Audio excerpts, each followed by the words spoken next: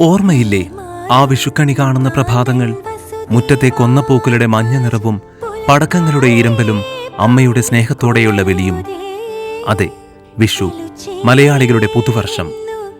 സൂര്യൻ മേടരാശിയിലേക്ക് സംക്രമിക്കുമ്പോൾ പ്രകൃതി പോലും പുഞ്ചിരിക്കുന്ന ദിവസമാണ് വിഷു.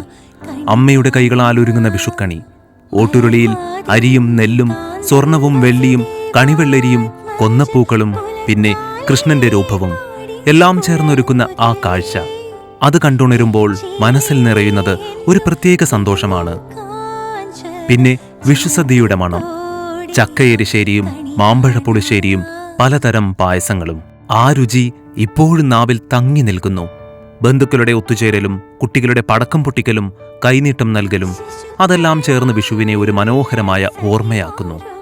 വിഷു വെറുമൊരാഘോഷം മാത്രമല്ല, അത് പ്രതീക്ഷയുടെയും ഐശ്വര്യത്തിന്റെയും പ്രതീകമാണ്.